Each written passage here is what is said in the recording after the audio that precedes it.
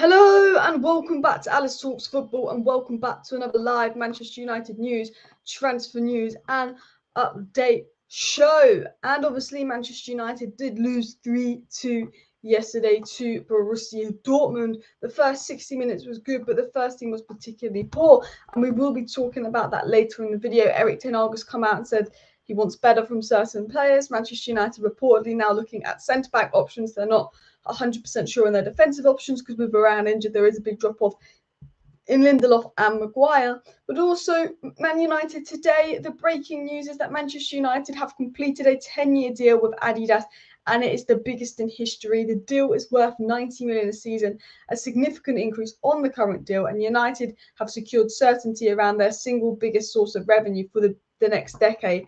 And this is worrying. This news is worrying. This news is worrying for the takeover because there is takeover news, and Sky Sports said that we're going to get some clarity on the takeover this week. The Glazers are going to announce what they're doing with the takeover this week. And the fact that Manchester United, as you can see on the screen, have agreed a 10-year new deal with Adidas does concern me. We've got lots of news coming in on the takeover the last few days, and people are saying the Glazers have changed the price from 6 billion to 8 billion. The Glazers are now saying to Qatar and Sir Jim they'll only sell if you give them 8 billion. Could they be saying the price is now 8 billion for them to justify not selling because they only got 5.5 billion? Now they've agreed a 10-year deal with Adidas where they're guaranteed 90 million a season. Could they now be staying? It's said as soon as pre-season tour is over, they are going to announce their decision. Now, I don't know if they're going to announce the decision as soon as pre-season tour is over, because how many times have we had sources saying they were going to announce their decision after the FA Cup final? They didn't. How many times have we had sources saying they announced the decision in April? They didn't. March, they didn't. Before the start of the season, maybe. But it's, the amount of times we've been told they're going to make a decision, but reports are coming out that they are going to announce their decision in the next couple of days. They were going to wait until after the Dortmund game when United return from tour, because obviously they want to be happy clappy in America with United on tour. And, there is a feeling that, Qatar are confident. Qatar are tweeting about signing Hojlund, or not tweeting, Instagram about signing Hojlund, people around there. But then the fact that the Glazers have secured a 10-year deal worth 900 million, you can look at it in two ways. You can go, well, Adidas would only offer this much if maybe they were confident United were getting new ownership with Qatar, because Adidas know if United got sovereign ownership with Qatar, they would be very successful and they would be worth giving them 900 million a year. Or Adidas have offered this much. Manchester United have got a record-breaking deal with Adidas, and the Glazers go, well, look, 90 million a season for the next 10 years. We've got a little bit more financial security. Ten Hag's going the right way. If United get nearer the top again, the club could be worth 10 billion in a few years.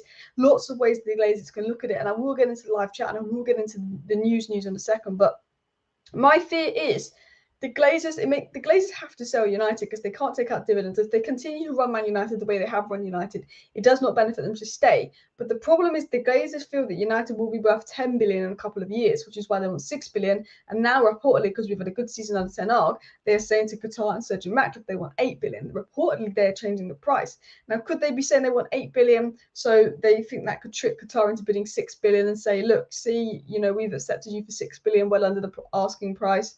The asking price was 8 billion. Now, people won't think you're stupid, because the reason Qatar are reluctant to bid 6 billion, they've gone with 5.5 billion, is because they know if Qatar feel that if they cave and bid 6 billion when they do business with other companies, they'll go, oh, Qatar have got the money, they'll cave. Could the Glazers change the price to 8 billion to try and get 6 billion out of Qatar? I'm not sure. The fact that Qatar have put 4 or 5 bids in, keep upping their bids, the Glazers feel like they could put one more bid in, despite them saying it's their last, and cave. And it's feeling like it's a stalemate. It's feeling like it's a chess game. And I'm going to get into this new deal and what it might potentially mean as well. But it is worrying as well. Qatar should just offer them about 20% of that on the side contract, independent of the sale up front. I don't know what to do with this takeover. It's so confusing, and I think it makes no sense for the Glazers to stay, and there is some positive news on Qatar, but just these new deals make me think, Regardless of the sale particulars, that sponsorship deal was a positive feel for the club. Of late, most of sponsorship deals were underwhelming. Exactly. And I have to say, we've got positives to look at it. We've got a very good sponsorship deal, a very generous sponsorship deal. Could Adidas be doing a sponsorship deal this generous because they maybe know that United could be getting Qatari owners? It could be on the way up. They could be worth a lot of money, particularly. Could Adidas be doing this new deal because the Glazers are sorting new deals because they're planning on staying? particularly? Could the Glazers be delaying this takeover so long for a minority investor, and maybe they found that minority investor and they've got this Adidas deal and they've got multiple reasons to stay? Potentially. But the Adidas deal is a big new deal, and I wanted to talk about, unfortunately, Greenwood in a few seconds, because there was reports that Greenwood had got the approval from Adidas to stay at United. Then Adidas sources said that's not true, but the fact that we have agreed a deal with Adidas few days after we get reports that Adidas have approved Greenwood staying, and Greenwood, by the way, was dropped by Nike, and that Greenwood will reportedly now be sponsored by Adidas because United's owned by Adidas. I will say, now I'm not saying I know anything, but I wouldn't be shocked, because there is news coming out on Greenwood, if United announced he's staying. I think the fact that we've got Rasmus Hojlund and not Harry Kane, the fact the way that United are in, I wouldn't be surprised if Manchester United do maybe announce someone like Greenwood staying, but we'll have to see. Guys, we will talk about Manchester United signing centre-backs and other options in a minute as well. But please do smash that like button, and of course subscribe down below if you are new as well. Smash the likes for Alice and Glazers out, says Lee. Welcome everyone to the chat, the best Manchester United fan channel in history. Big up Niall in the chat. And it is the worst news. They will stay for 2 to 3 years, snake to manage, steal some money under a different form. My feeling and my fear is actually this could have something to do with Sir Jim Ratcliffe.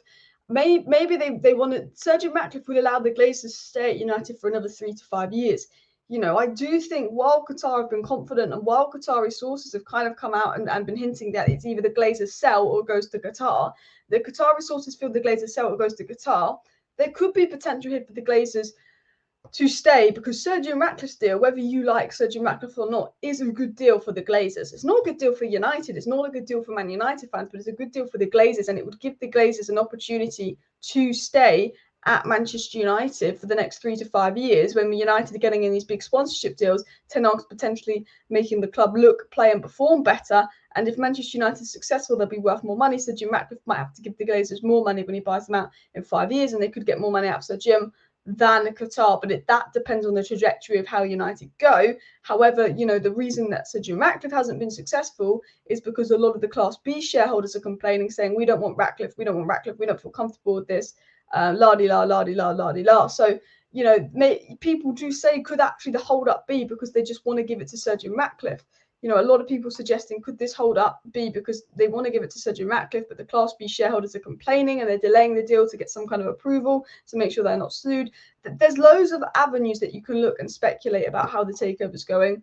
There's loads of ways we can look at it, unfortunately, as well. Smash the like button for Alice, and of course, Glazers out as well. I do want to get to some chat. Some of the Glazers want to sell, while the other two want to stay because of Ratcliffe. There is mixed decisions. I still think the Glazers will have to sell. Now, I don't know if they'll sell instantly. I don't know if this could drag on for another year. I don't know if this can drag on for another few months. But I still have the feeling that the Glazers will sell Manchester United. I think they're in a position where they would need to sell Manchester United.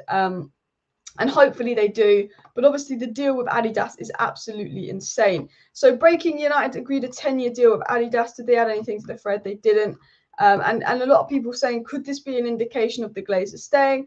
This is a big deal. This is massive for United. This is one of the biggest footballing deals out there. And I agree. It was also said as well, Manchester United will get 90 million a year just from this Adidas deal alone, but perhaps more depending on the success. If it's similar to the existing deal, the payment will be cut by 30% for a season if United fails to qualify for the Champions League. So although it is said that we get this 90 million a year, if we don't qualify for the Champions League 2 seasons in a row, we will then lose £30 million, which gives the Glazers an incentive to make sure we continue to be a Champions League club. And with us only having to finish in the top 5 from next season onwards to be a Champions League club, you could look at it like that. Now, a lot of people have been discussing the potential of the Glazers staying. The Glazers have come out and reportedly from a couple of sources set the sale price at 8 billion now. They think the club is now worth 8 billion, not 6 billion. Now, this hasn't been confirmed by tier 1 sources. This has been confirmed by tier 2 sources. But I think even with the tier 1 sources, no one really knows what is going on with the takeover.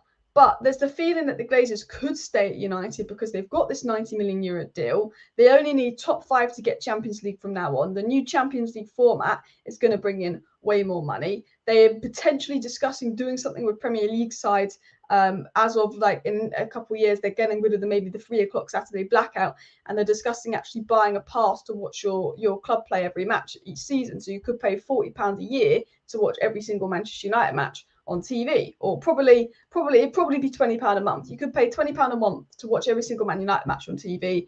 20 times 12, that's 140 times, probably, nearly 100 million people doing that for United. United could bring in hundreds of millions by selling their TV rights extra each year. And people are discussing, potentially selling TV rights, the new Champions League format, the new deal. Actually, Man United could be worth so much more money in a few years. But I think it's a ridiculous way to look at it. And I think it's a ridiculous way to look at the process, because the Glazers are almost looking at Man United and going, well, the club's worth 3 billion now. It could be worth 6 billion, but we want 10 billion, because if this happens, if they can sell their TV rights, if the new Champions League format happens, and if Qatar come in, they invest in the stadium, and Manchester United win the Premier League again, in 5 years' time, United could be worth 10 billion. We could be worth 10 billion in 5 years' time. But that's not right for the Glazers to say that. The Glazers can't say we want 8 billion for United now because we know we'll be worth 8 billion in a few years. Well, we'll only be worth 8 billion in a few years if Qatar come in and prove the stadium, put the significant investment in. You can't sell United for what it will be worth if it had good ownership. You weren't good owners of the club. You did not treat the club well. And if you did treat the club well, if you did continue to refurbish Old Trafford, if you didn't hire Woodward, and Man United had been winning Premier Leagues in the last 10 years and had good recruitment, I think right now you could get 8 billion from Qatar. But the reason you will not get more than 5.5 billion is because there's 2 billion in investment straight up needed just to literally improve the club, the facilities. There's another billion needed to clear the debt. So realistically, the Qatar paying 5.5 billion for the club, they're effectively paying 8.5 billion. They are effectively paying 8.5 billion, because you've got to look at it and think, okay, this much money has got to be invested. So I think the Glazers are absolutely crazy, even asking for 8 billion. Absolutely crazy as well. And I hate the Glazers with the passion really making me give up on football. It's just annoying, because I think United are in a good place. I think, yes, we haven't had the best pre-season results-wise, but I think United are in a good place. I think United are on track to have a good season. I think Ten Hag is doing fantastic things, turning around Manchester United. And then you've got the Glazers, looming with this takeover. This takeover loomed over us the majority of last season, and this takeover is going to loom over us for the start of next season. And it's like, we're in a situation where we just want to get on with the season. United are playing well. Ten Hag wants to get on with his project. Things are looking good at United. And then we've got the whole Glazer situation looming over Man United. Will they sell? Won't they sell? You're going to have fans protesting. You're going to have people upset throughout the season. And that's going to be a distraction from the performance. Now, we need to protest. We need to get those Glazers out 100%. But what I'm trying to say is it's all looming over us. Why I want to get on with next season and all be positive vibes. Hojlund, great. Amrabat, great. Ten Hag's project, great. But then we're going to have the Glazers this, the Glazers that. And just having the Glazers in the background of everything is just incredibly frustrating, because they are negative. We're in a positive place right now, but we cannot be. It will be negative as long as the Glazers are here as well. Greenwood and Adidas still not connected at all, says Reg. I mean, look, I was only speculating on that story. There was reports coming out that Adidas did approve for Greenwood to return. There were a few reports on that, and then Adidas said they hadn't approved for Greenwood to return, but then 48 hours later, Man United have signed a new deal with Adidas, and we know Greenwood was dropped by Nike, and Adidas is United's main sponsor.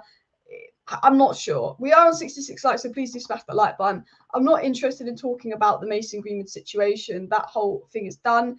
But I'm interested in talking about the news on Mason Greenwood, and that is that there's definitely a potential for him to return, because at the end of the day, we know Manchester United. We know the decision on Mason Greenwood will be a financial decision for Manchester United. United, if their main sponsors approve Greenwood returning, I think it's likely Greenwood will return. Because United haven't signed Harry Kane. Ten Hag doesn't have a say on the matter. The players don't have a say on the matter. The way the board look at it is, if our sponsors approve, if we're not going to lose any money by returning Greenwood, let's return him, because he could be of some footballing use. Now, of course, he is an absolutely fantastic footballer, and before everything went down, he was on track to be one of the best players in the world, one of the most clinical number 9s, and an absolutely fantastic player. But I think that's a lot easier said than done, because even if the sponsors approve Greenwood returning and the financials approve Greenwood returning and Greenwood does return, it's still going to have a negative vibe around the club. And I know a lot of you guys are very much like, yeah, give him another chance, and everyone's allowed their opinion. Some people want him back, some people don't want him back. There's a big divide. But the Greenwood situation creates a massive divide in the fan base. Some of you want him back, some of you don't want him back. I'm not interested in debating whether we should bring him back or not. But the problem is that divide isn't just in the fan base. That divide is in the club. That divide is in the dressing room. That divide is within the players. There are leaks, there are reports coming out, and you'd expect it to be true. Some percentage of the fan base do not want Greenwood back. Other percentages of the fan base do want Greenwood back. That is the same, reportedly, allegedly, according to leaks with the dressing room. That is the same, according to leaks around the club. Man United had a lot of dressing room issues last season, a lot of negativity, a lot of problems in the dressing room. A lot of disruptions, and then under Ragnick, under Ollie, and Ten Hag came in and fixed that. My fear with bringing back Greenwood is 3 problems. 1, there's going to be fan outrage and people are going to feel uncomfortable. 2, some of the players and teammates will not be a big fan of the decision. And 3, we don't know how good he will be. He has been out of football for 2 years, and mentally he's probably gone through a lot with the whole situation. Everyone knows it. Everyone's heard it. Everyone's talking about him, everyone's judging him. So there's 3 things. So he might, I still think it makes most logical sense to send him out on loan. Because if you send him out on loan, you've got a year to see how the public and the fan bases respond to his return. It can help him clean up his image. So it would be less negative if he did return to United the next season. You can also assess if he's worth bringing back if he goes out on loan and he stinks it up like Weghorst. Is he worth the outrage of bringing him back? And, that means as well, you get a sense of how the dressing room feel. Because it has unfortunately said on the Greenwood situation that Ten Hag and the dressing room don't get a say. It is up to Murta and Arnold, and I think the Ten Hag and dressing room deserve a say. I think they will listen to the sponsors, and if the sponsors approve it, he will be back. If the sponsors don't, he will be gone. But I will say, I wouldn't be surprised if he's back, and the reason I wouldn't be surprised if he's back is because I feel like if they wanted to get rid of him, they would have sold him by now. But, I don't think they're going to wait to the end of August to try and sell him, because they don't know how many clubs will be in for him. They don't know how many suitors they will get. I do think, surely, the fact that we're this far into the transfer window, we've not sold him. There was reports of some loan to Atalanta, which was not true. I do sometimes sit there and go, this is interesting. There's all these talks of this and that. But he's never gone anywhere with 4 weeks left of the transfer window. Could they be saying as well? When is Rasmus Hojlund's medical? Reportedly, Rasmus Hojlund will have a medical tomorrow, but I'm not sure. We'll have to wait for some updates on that as well, if Rasmus Hojlund does have a medical tomorrow as well. And Adidas have put out a statement saying that they have no discussions with United regarding Mason Greenwood or any other club, as they do not say they get involved in club matters with players. And that is Adidas' statement, so we do need to remember that. But I do think the fact that we've agreed a kit deal with them makes me feel like there could be some truth in the story. 90 million a year is a good kit deal, but it seems hardly enough to bail them out of nearly $1 billion debt, which is true. Hopefully it isn't a sign or an indication that the Glazers could be staying as well.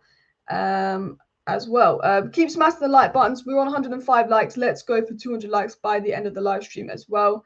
The Glazers are idiots. You have to invest for success. The stadium is falling apart, so you can't ask for more money. It will take $2 billion for a new stadium and training ground, says Gahan. And it's true, if they want Man United to be worth this 8-10 billion that they want to get for United potentially, they've got to invest, and they won't do that because they don't have the money to invest. They're not interested in investing as well. So it's all of those things as well. And Adidas are a massive global corporation that does over 20 billion in revenue per year. They aren't getting involved too deeply with Pacific Club matters, and again, that is a good way to look at it as well. I was just speculating on the matter as well, but I wouldn't be shocked if he returns now, is what I'm saying. I wouldn't be shocked as well. On another note, I'll be glad to see how Rasmus Hojlund performs. Hopefully he will smash it this season. Me too. I'm really excited to see how Rasmus Hojlund does at Manchester United. And one of the things I'm most excited about regarding the Rasmus Hojlund transfer is actually, I know we lost to Dortmund, but I could see how Rasmus Hojlund would be impactful. I could see loads of things as well. One sec. I'm just gonna computer's lagging. I could see how Rasmus Hojlund's going to be impactful at United next season. We talked Man United, Erik ten Hag, so we spoke about he wanting to be the best team in the world in transitions. Erik ten Hag spoke about how he wants to be brilliant in transitions. I think we got to see elements of that versus Borussia Dortmund. Runs in behind. Rashford made some great runs in behind. And I think, you look at Rasmus Hojlund, how quick he is, how physical he is. He'll be making those runs in behind. You actually look at the chances we had versus Borussia Dortmund, and while we were sloppy at the back, we definitely weren't clinical enough. Man United could have won that game 4-3 if they took their chances. Forson, Antony, and Rashford all had chances that you could arguably say maybe they should have put in the back of the net. So I think even seeing that Borussia Dortmund game made me more excited for the Hojlund signing, because yes, Rasmus Hojlund's not Harry Kane, and yes, Rasmus Hojlund's not going to have that crazy Kane impact and score 20 goals, but I could just see the short-term impact that Rasmus Hojlund might make. If you get what I'm saying, I could just see that short-term impact that Rasmus Hojlund might make at United in terms of like the runs in behind, getting on the ball, scoring goals, that we are creating chances. Bruno Fernandes created the most chances in the Premier League last season, the most big chances in the Premier League last season, most key passes in a single game, most key passes last season. Bruno Fernandes had all these creative statistics, but he wasn't even in the top 3 for assists last season. I don't even think he was in the top 5 for assists last season, because Man United missed more big chances than anyone else. Manchester United underperformed XG more than any other club last season, and that's evidently because of their lack of striker. And while Hojlund is not as clinical as someone like Harry Kane, he is going to get those chances. He is going to make those runs in behind, which is what Ten Hag wants his striker to do. And no doubt in my mind, is Hojlund going to finish off a few of those chances that we maybe don't see the likes of Antony finish off, because Antony doesn't quite have that poacher's, finisher's instincts like someone like Rasmus Hojlund does as well. Once he starts bagging goals, all will be forgotten. Exactly. I do want to say this on Rasmus Hojlund. I don't expect him to come in and get 20 goals. Don't expect Rasmus Hojlund to come in right away and score 20 goals for United. I think that is too high of an expectation. It took Ronaldo 5 seasons to score 20 goals. It took Wayne Rooney 3 seasons to score 20 goals. I don't think we can be coming in with the expectation that we're going to sign Rasmus Hojlund, he's going to score 20 goals. If he gets 10 goals in the Premier League next season, I don't want people out there calling him a flop. I don't want people out there at all calling him a flop, because he will be 20 years of age. If he gets 10 goals in the Premier League, that is absolutely fine. Unfortunately, and I complained about this yesterday, the media have been comparing the likes of Rasmus Hojlund to Erling Haaland, and it makes no sense. He should be compared to Evan. If you're going to compare Rasmus Hojlund to another Premier League player, you should be comparing him to Evan Ferguson. But both players have had their first standout season in a top 5 league and are both young strikers, not Erling Haaland. But I wanted to make a point, actually, and I was trying to do this on Twitter. And it's actually, have you noticed that the media, when they try and write about Hojlund, they only look for the negatives? There's really positive ways you can portray this Hojlund signing, but the media and rivals are only trying to do it in negative ways. I see the media and rivals coming out and saying, oh, he scored 9 goals in 36 games or something like that. And I wanted to point this out. Lazy media, Sky Sports, lazy media will go, Rasmus Hojlund scored 9 goals in 36 or something games last season. Man United have spent £72 million for this guy. Lazy media, £72 million for 9 goals in 36 games. Erling Haaland cost 50 million. Man United, awful in the transfer window. That is what the unintelligent people will say. And they will do that to print this negative narrative, to get clicks, to get interactions, to wind us up. When actually, factually, Rasmus Hojlund cost Manchester United £60 million, with 4 million in achievable add-ons and another 8.9 million in add-ons that we will only have to pay if we win Premier League, Champions League, or he scores 20 plus goals and is a major success.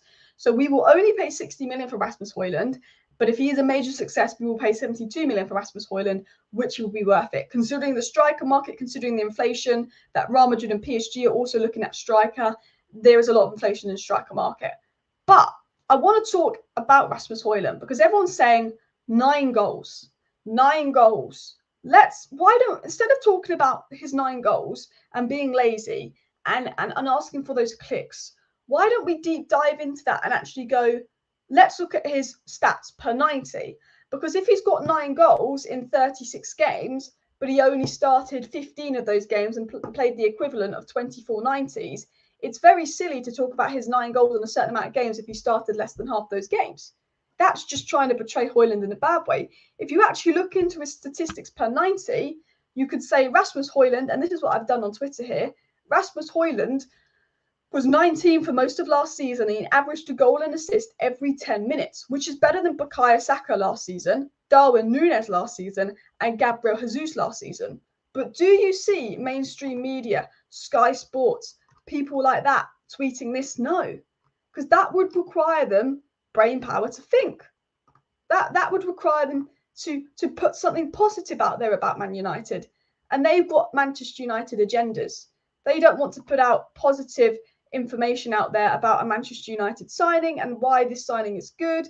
You know, unfortunately, you know, that would be too easy, because they know if they go, Man United paid £72 million for a guy that got 9 goals in 36 games, views, clicks, interactions, boom.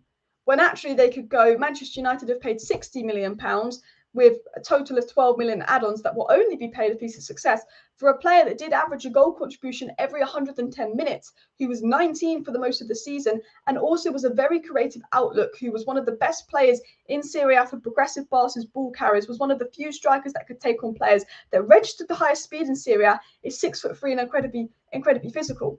But mainstream media want Hojlund to fail. They want him to fail. They want to put pressure on him. Instead of comparing him to Evan Ferguson and looking at his stats per 90 and actually looking at his price tag and not lying and saying, and they also, you notice that they changed it to euros to make it sound higher. They went 85 million euros. No, 60 million pounds with 12 million in add-ons if he's a success. So 60 million pounds, minute stats per 90. But they want him to fail, comparing him to Haaland. And when they compared him to Haaland, they did goals, assists.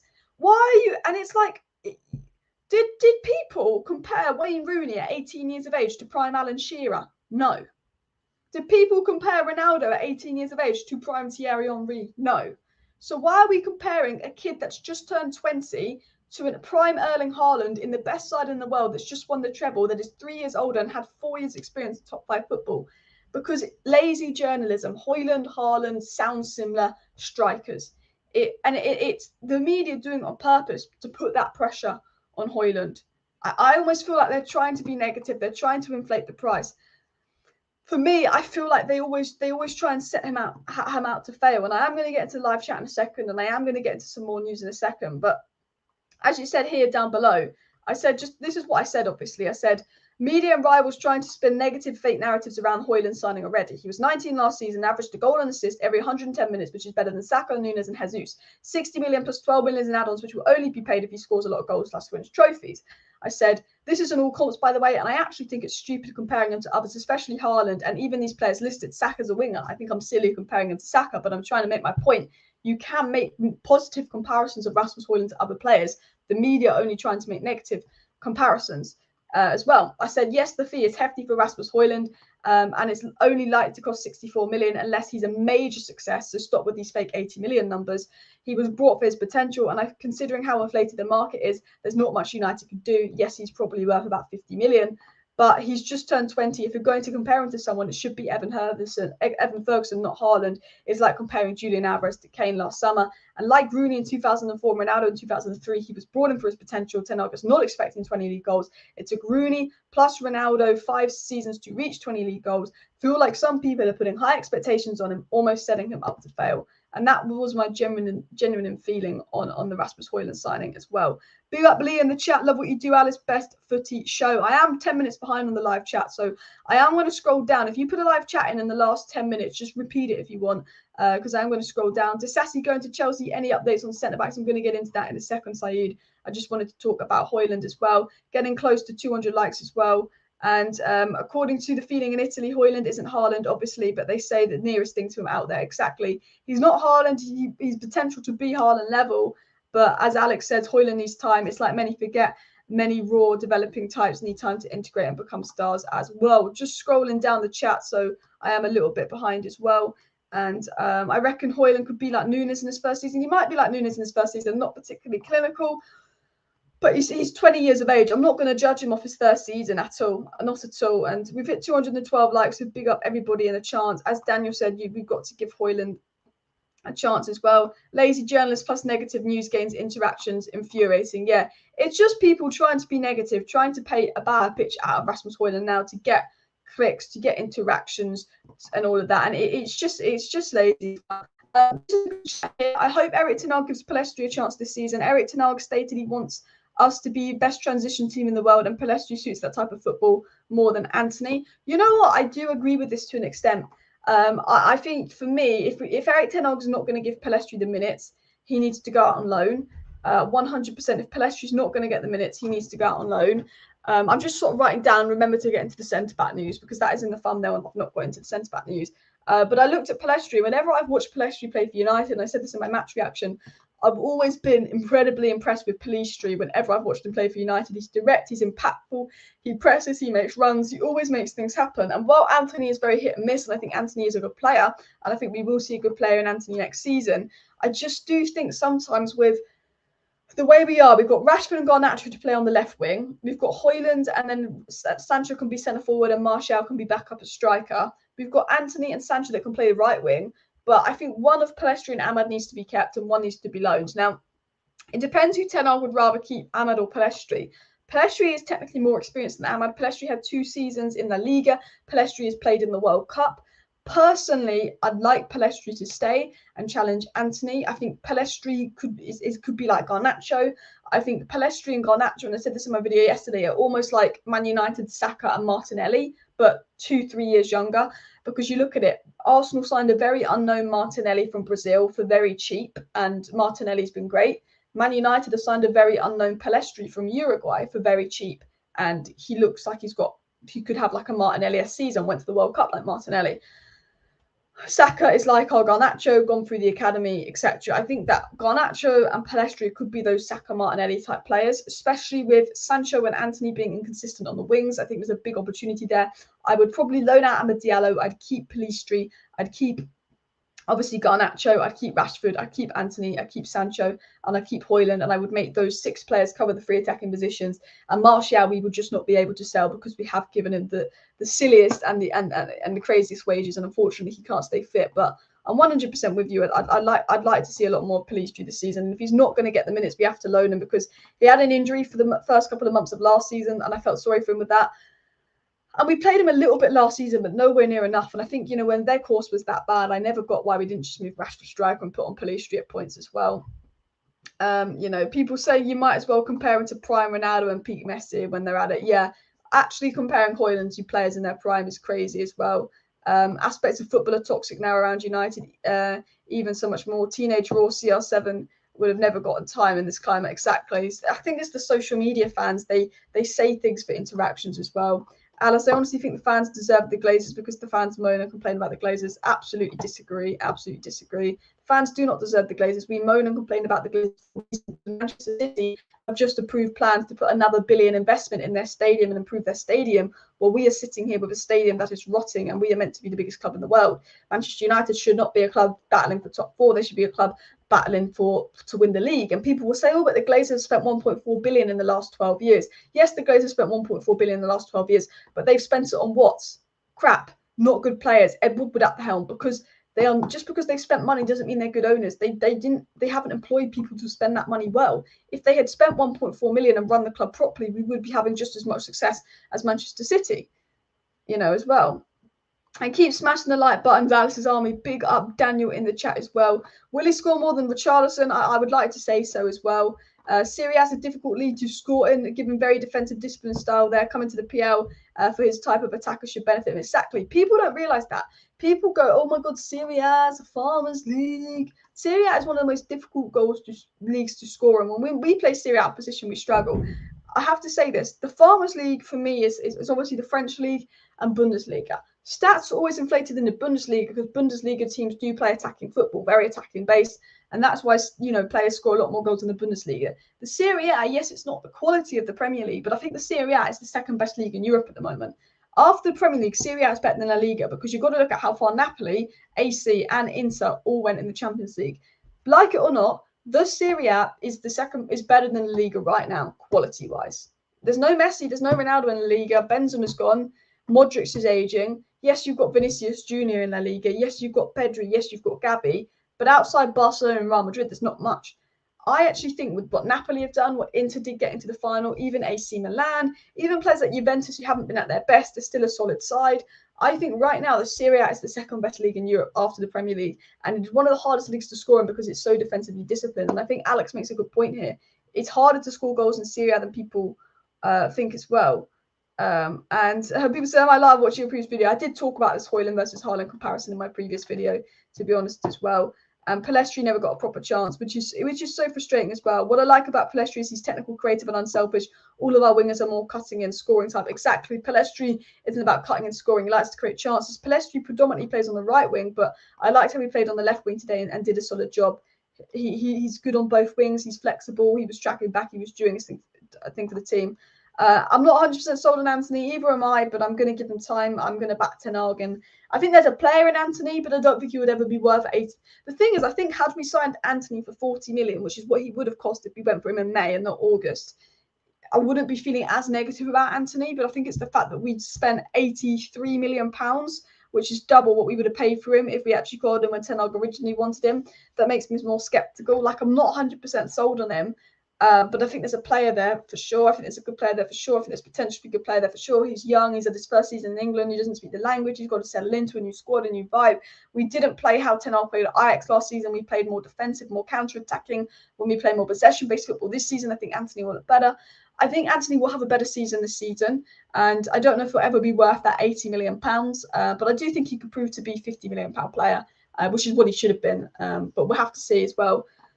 Our wingers should improve with an actual striker focal point to hit. Sancho needs that. Yeah, 100%. I think bringing in Rasmus Hojlund as well will get better. Will make Anthony better. Will make Pellistri, Garnacho, Rashford, and even Sancho better. Having that focal point, having someone to bring the ball to, having someone in the box, having someone with some end product on there as well. If Pellistri got better loans when we first signed him, he would be even further along. Yeah, we sent Pellistri to the most defensive club in La Liga as an attacking young player, and we're looking at sending him to Boca. Tell you where Pellistri would be good on loan: Brentford, Burnley, because Vincent Kompany's got Burnley playing nice football. Brentford and Burnley could benefit with Pellistri. I think Brighton could benefit with Pellistri, having they've lost Trossard, having Pellistri and Matoma on either wings. I think a club like RB Leipzig would look good with someone like Pellistri, hard-working player. I think Borussia Dortmund could actually benefit with a player like Pellistri on loan. I actually think he's capable of playing for those kind of clubs on loan. I think even Ajax could look at someone like Pellistri on loan, or Benfica. But ideally, I think he'd be very good at Brighton. I think he'd be good at Brentford, and I think he'd be good at Burnley, the three Bs. I think he is capable of having a Premier League loan. He's played in the World Cup. He's played 2 seasons in La Liga. Yes, he didn't get many minutes at United, but I do think he's capable of a Premier League loan. And I hope he gets a Premier League loan for a club that plays a similar style of football to Erik ten Hag, if he's not going to play a lot as well. Keep smashing the likes. Of course, subscribe down below as well. Someone said my comments are swallowed up. Sorry if I haven't seen it. I can't read out all the comments, so I do apologise as well. Pellistri already 21, needs that first team football. No point loaning him out. Yeah, but he needs to. If he's not going to play first team football for United, he needs to be loaned out as well. Any update on Amrabat? Should we discuss Amrabat quickly? We'll discuss Amrabat, and then I want to get into the striker news, because we have been linked to Inacio. How do you say his name? Inacio. I don't know how you say his name, but the centre-back from Sporting Lisbon. We've also been linked to Tobido from Nice, and we've also been linked to Benjamin Pavard from Bayern Munich. And I do want to get a little bit into the centre-back situation. United, obviously, goal is to still offload someone like Maguire and look at centre-backs as well. So we're going to quickly get into the centre-back situation. We've actually quickly been linked to Todibo the most now Disasi has gone. So we've actually got Simon Jones of the Mail, who came out today and said that Nice's Jean-Claude Tobido and Everton's Braithwaite are 2 names that have been mentioned in relation to United's centre-back interest. Now, we know that this guy, Todibo, why am I saying? Shut up. He is the player that United have been linked with the most at centre-back. Obviously, Axel Disasi has gone to Chelsea, so United centre-back interest is looking at Todibo, which I think is a pretty good option there as well. Anyway, please do smash the like, or subscribe down below if you're new. I want to get into a few other bits and pieces regarding the news as well. And I think I think, someone said to me, could this Adidas deal mean that we could spend more? Would it help with FFP? And someone said the Adidas deal is not good enough for the Glazers to stay, but it will help with FFP and United to spend more money as well. But we'll read into that in a second. But I want to get into the other stories. So United are reportedly looking at 3 centre-backs. I've got this story off One Football. And these 3 centre-backs were Pavard. So it was said on Benjamin Pavard. Can you see this on the screen by One Football? Pavard has entered the final year of his contract at Bayern and he's decided to move on. United are one of the clubs that they contacted his representatives, but yet to make a formal offer to Bayern Munich. The Frenchman would be a quality acquisition with his strong distribution skills and ability to make key tackles. He could be the most affordable signing for the Red Devils, as Bayern are willing to sell him for around 30 million euros. We know Man City are interested in the player, and we know Bayern are desperate to get rid of Pavard. So Pavard is an option for United, but Man City are more strongly linked.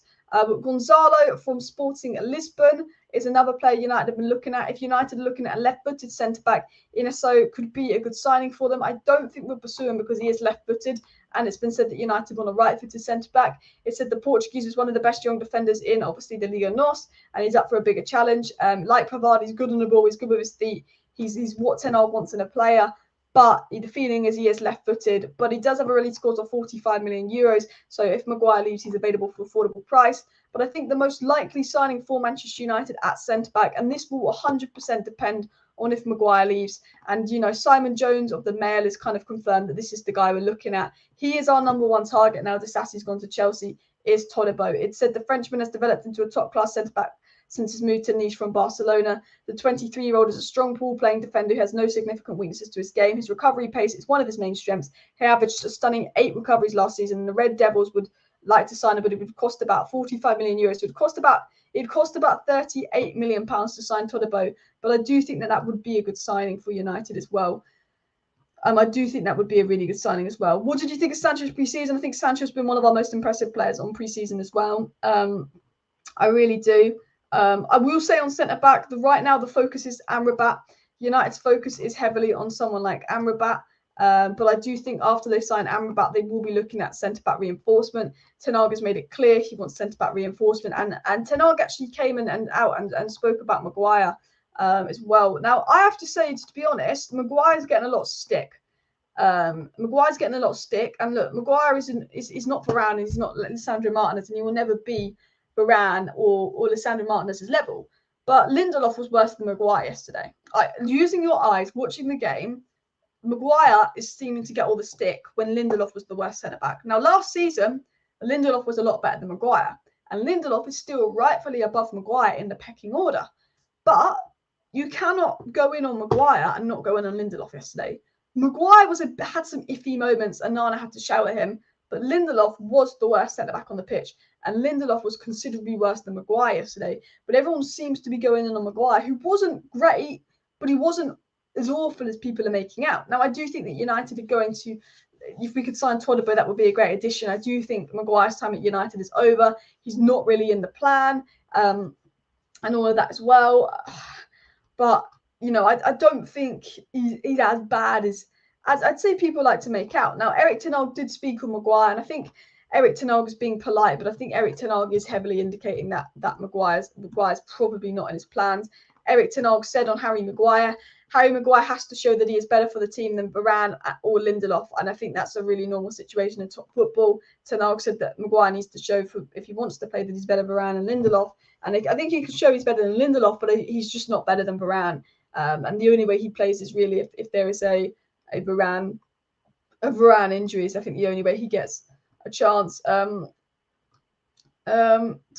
centre back is needed, shouldn't depend on sales. I agree. We should be getting Amrabat and Todibo on, and we should be selling Dean Henderson, Fred, and McTominay. We'll have to see what happens. Who was impressed by Donny van der Beek yesterday? Maybe that's just me, but I was really, really impressed with what I saw from Donny van der Beek yesterday. I don't know how you guys feel about that as well. People saying Glazers out, Disasi going to Chelsea. Whoever gets the Inacio is getting a baller. His ball-playing abilities and reminds me of a tall elite. He looks like a good player. I've not watched a load of him, but he doesn't look a good player on the ball. But I think United won't be going for him because I think they're looking at right centre back. Pavard might be a good option because he's at right back if needed, and he's got that experience. And as a backup option to Varane, it's an improvement on Maguire as well, 100%. And heard Maguire got booed yesterday. Yeah, I don't know why Maguire got booed. I think that's a bit silly. Like, look, Maguire wasn't great, but Lindelof was worse than Maguire, and I feel like Maguire is a bit of a scapegoat. I think he's a bit of a scapegoat. I think, like, obviously I think Maguire should be sold, and we should have brought in Kim Min-jae. Of course, I watch football. He's not Varane, he's not Martinez, he's not Kim Min-jae, but I thought that Lindelof was the worst centre back, but Maguire seems to be getting the stick. But it's still very obvious that Lindelof is ahead of Maguire in the pecking order as well. And I think for me, if you're Harry Maguire, you've got West Ham saying we want you, we'll offer United 30 million for you. United will accept that, and we're going to give you a chance to play week in, week out, and be our best and most important player. Surely Maguire, and I don't. This is what I don't like about Maguire, is show some ambition to play. Yes, you can stay at United and be fifth choice centre back on big wages, but at West Ham, you could be their most important and vital player. And instead of getting booed and hated on every time you play, you could become a player that actually the whole of West Ham love, like they did with Declan Rice. For me, I just think that that's what he should be doing. Now, a lot of people are talking about Onana shouting at Maguire and all of that, and I think it means nothing. Then you've got Gabby Agbonlahor, because Gabby Agbonlahor, I swear, never says anything that makes sense. Gabby Agbonlahor was saying Onana was wrong to have a go at Maguire. Gabby Agbonlahor, honestly, I don't know anyone that talks. Gabby Agbonlahor makes Souness look like a good pundit, and that's saying something. But Andre Onana said on this comments about him shouting at Maguire from Gabby Agbonlahor, saying that Onana shouldn't be shouting at Maguire. Onana says, I demand a lot from my teammates because they also demand a lot. They trust me. They play a lot of balls back to me, so I have to give them confidence. I want to give my players confidence. I will demand a lot from players. Onana then spoke on Harry Maguire and his relationship on Harry Maguire, because people are trying to spin this narrative that Onana doesn't like Maguire. That's obviously not the case. Onana says, on Maguire, I have a good relationship with him. I have to be, and he has to be ready. I spoke with him because I'm in goal and I demand a lot from everyone. He had a go at him because he demands a lot from everybody. It's football. Those things happen. Bruno's had goes at Garnacho and Rashford. It's what happens in football as well. We've got a few other transfer stories to talk about as well. I feel like I waffled for the first half an hour of the video, and I'm kind of getting into the transfers now, so I do apologise for that. But it was said that Manchester United are open to making further additions to their squad after finalising the signing of Rasmus Hojlund. It seems that United do want to make further additions to the squad as well. Keep smashing the like button, guys. Of course, subscribe down below if you're new and share the video. I don't know enough about Jared Braithwaite of Everton, so do let me know. Do let me know about Jared Braithwaite of Everton if you know a little bit more about him. Obviously, United have been linked to signing him, but obviously, as I said, I don't know a lot about the player. Ten Hag spoke about Jadon Sancho's pre-season, and I think Ten Hag is really admiring and getting excited about Jadon Sancho, and he did say he sees Jadon Sancho centrally. And Ten Hag said on Sancho, in his movement, he is a very good vibe.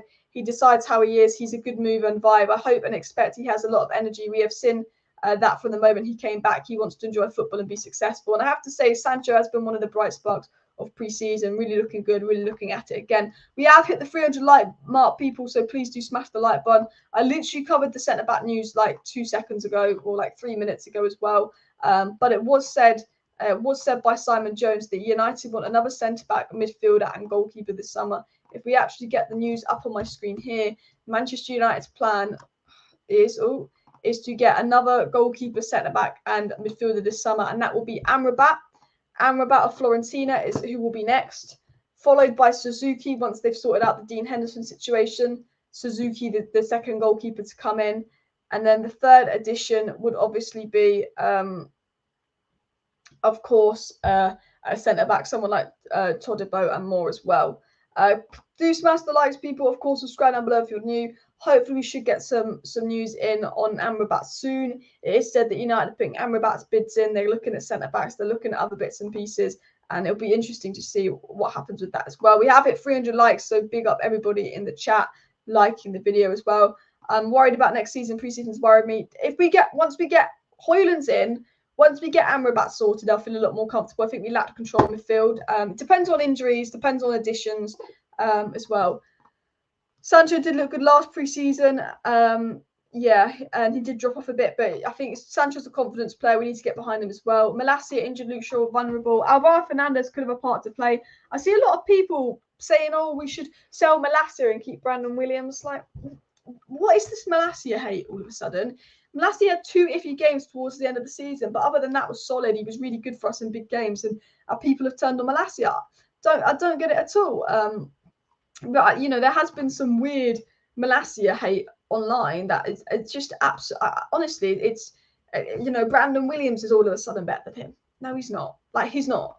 Like, I think there's a decent player in Brandon Williams, and I loved his little Instagram rant after Man City won the treble.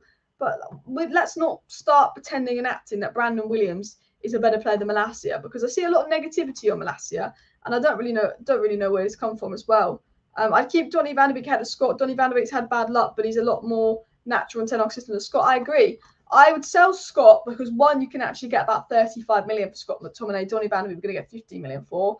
I would sell Scott McTominay. I would sell Fred, and I would sell Maguire to give us the. Sorry, I'd sell McTominay. I'd sell Fred. I'd sell Maguire, and I'd sell Dean Henderson to give us the funds to get Amrabat in, to get someone like Todibo in, and to get Suzuki in. And then I would call that a good transfer window as well.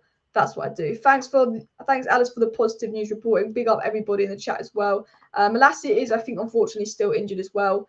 Malacia is good defensively, but going forward, yes, I wouldn't say he's the best player as well. I'd like to keep Van der Beek and play him in the Eriksen role. I think he'd be good there, Cicely.